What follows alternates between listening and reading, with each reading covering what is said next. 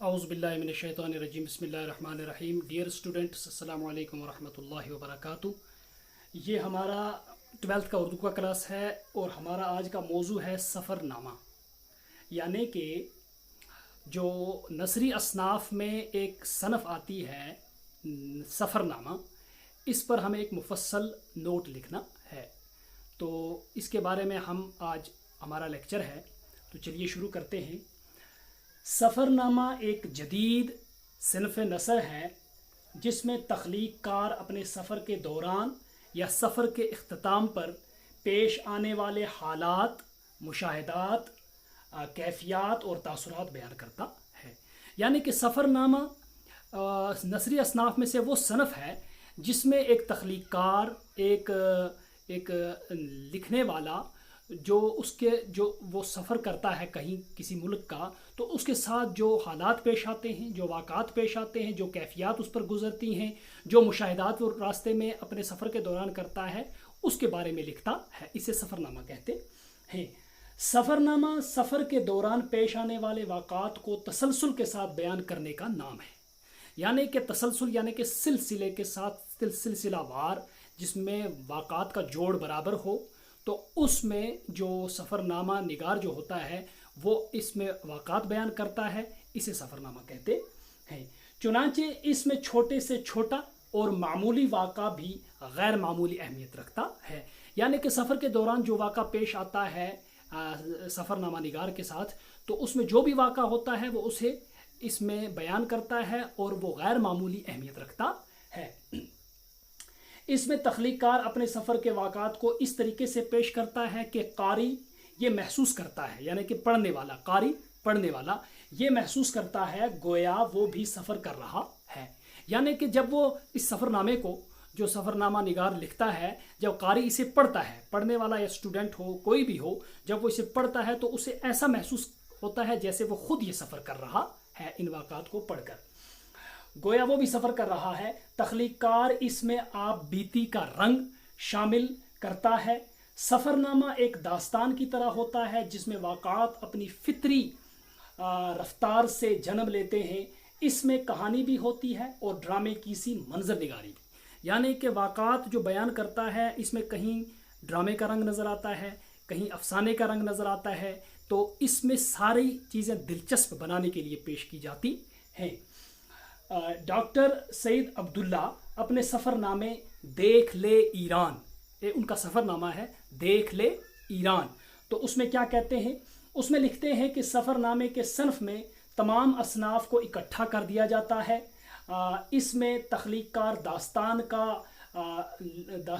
का दास्तानवी तर्ज़, नावल का अफसाना तराज़ी, ड्रामे की मंजर कशी, आप बीती का मज़ा, जग बीती का लुत्फ़ और इस तरह पेश करता है कि इसकी तहरीर पुरलुत्फ़ भी हो जाती है। यानी कि इसके अंदर मैंने जैसे पहले आपसे अर्ज़ किया कि ड्रामा जो सफ़रनामा है, इसमें जो लिखने वाला जब लिखता है तो इसमें सारी चीज़ों की तमाज़त पैदा कर देता है, यानी कि सब चीज़ों को शामिल कर देता है।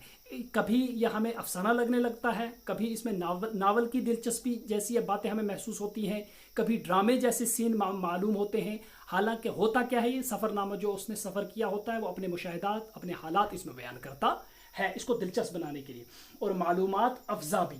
उर्दू में सबसे पहला सफ़रनामा यूसुफ़ ख़ान कंबलपोश ने अजायब फ़रंग, यूसुफ़ ख़ान कंबलपोश ने अजायब फ़रंग के नाम से लिखा है, जो 1847 ईस्वी में शाया हुआ।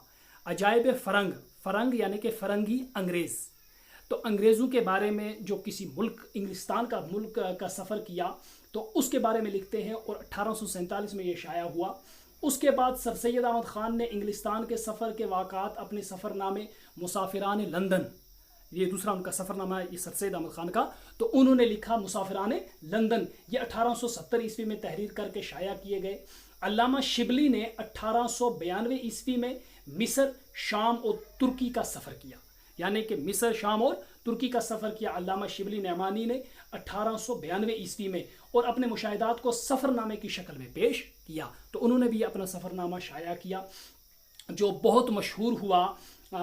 20वीं सदी में सफ़रनामा ने एक नई जस्त लगाई, یعنی کہ 20ویں صدی کے شروع ہوتے ہی جو سفر نامہ تھا اس میں کچھ تبدیلیاں آنا شروع ہو گئی. وہ کیا تھیں؟ اب سفر نامہ محض واقعاتی نہ رہا. یعنی کہ پہلے جو سفر نامے تھے ان میں سفر نامہ نگار جو تھے وہ اپنے حالات و واقعات پیش کرتے تھے. لیکن اب اس سفر نامے میں کیا ہے؟ بلکہ سماجی، سیاسی، اخلاقی اور نفسیاتی عناصر کو بھی اپنے اندر سمیٹنے لگا. یعنی کہ 20ویں صدی کے بعد جو سفر نامہ ہے اس نے بہت سی چیزوں کو گھیر لیا. یعنی کہ اب اس میں اخلاقی، اس میں سیاسی، اس میں نفسیاتی عناصر بھی شامل کر دیے گئے. جیسے مجتبیٰ حسین کا سفر نامہ جاپان چلو جاپان چلو، جو آپ کی درسی کتاب میں شامل ہے، یونیسکو کی چھتری، تو اس کا ایک اقتباس اسی جاپان چلو کا سفر نامے کا ایک اقتباس آپ کی درسی کتاب میں ہے.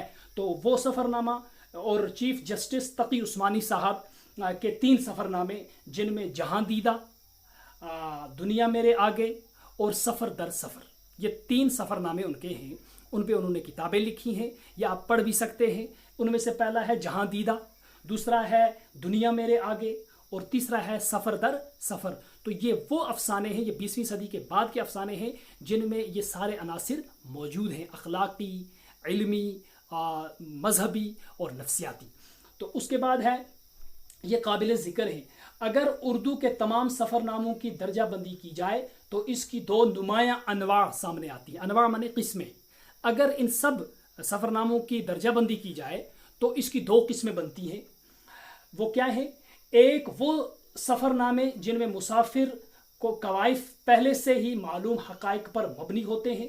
دوسری نوعیت کے سفر نامے وہ ہیں جن میں سفر نامہ نگار اپنی پوری شخصیت کے ساتھ سفر میں مبتلا نظر آتا ہے اور اپنے مکمل تجربات کو تحریر کے ذریعے قاری تک پہنچاتا ہے. ان سفر ناموں میں اس کا وجود، اس کا ذہن، اس کے جذبات و احساسات سب مسافت طے کر رہے ہوتے. ایک تو اس کی سفر نامے کی وہ قسم ہوگی جس میں کوائف یا جو واقعات پیش آتے ہیں ان کو سن کر کوئی سفر نامہ لکھتا. دوسرا وہ کہ جس سفر نامے میں خود لکھنے والا سفر کرے اور اس کا ہر عضو اس کے ساتھ سفر کرے، اس کی آنکھیں بھی سفر کریں، اس کے خیالات بھی سفر کریں، اس کے جذبات بھی سفر کریں. کہیں پر جس چیز سے اسے واسطہ پڑتا ہے تو وہ اس سفر نامے میں ان کو شامل کرتا ہے. ہوتے ہیں ایسے سفر نامے اعلیٰ ادب کا حصہ بن جاتے ہیں اور دیر تک زندہ رہتے ہیں. یاد رہے کہ سفر نامے میں تکنیک اور اصول و ضوابط سے زیادہ اس بات کی اہمیت ہے کہ سفر نامہ مصنف کا بنایا ہوا ایسا جھروکا ہو جس میں قاری مصنف کے زاویہ نظر کے مطابق چیزوں کا مشاہدہ اور مطالعہ کر سکے. یعنی کہ سفر نامہ، ایفیکٹو سفر نامہ اور اثر انداز کرنے والا سفر نامہ وہ ہوتا ہے جس میں قاری یعنی کہ پڑھنے والا جو واقعات پڑھتا ہے تو وہ ان سے اثر انداز ہو، ان سے متاثر ہو، اس کو ایسا لگے کہ یہ واقعات جیسے مجھ پہ ہی پیش آئے، میرے ساتھ ہی پیش آئے ہیں. تو یہ تھا ہمارا آج کا لیکچر سفر نامہ.